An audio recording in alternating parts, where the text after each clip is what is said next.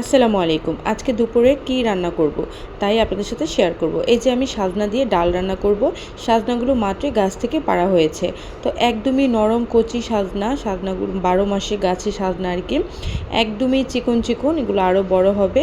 তবে আজকে ডাল দিয়ে রান্না করার জন্য নিয়ে আসা হয়েছে। আর এদিকে আমার সবথেকে পছন্দের মাছ ইলিশ মাছ ভাজা হচ্ছে।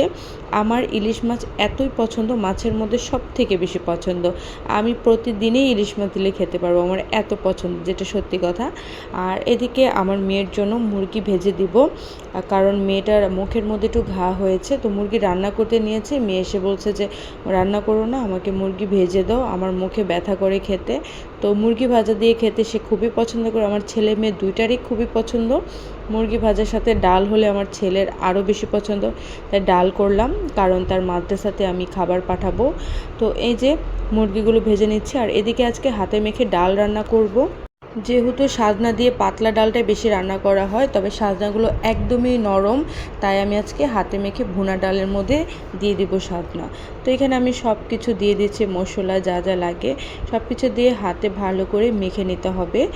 তারপরে আমি সাজনাটা দিয়ে একসাথে ভালো করে মেখে চুলায় বসিয়ে দিব পানি দিয়ে। তারপরে নামানোর আগে ধনিয়া পাতা দিব। ব্যাস, এভাবেই কিন্তু ভুনা ডাল রান্না করা হয়। এভাবে হাতে মেখে ডাল রান্না করলে কিন্তু খেতে ভীষণ মজা হয়।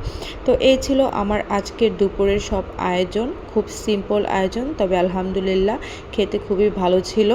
সবাই আমার ভিডিওটি বেশি বেশি করে লাইক দিবেন, আপনাদের সুন্দর সুন্দর কমেন্ট করবেন। আজ এ পর্যন্ত, আল্লাহ হাফেজ।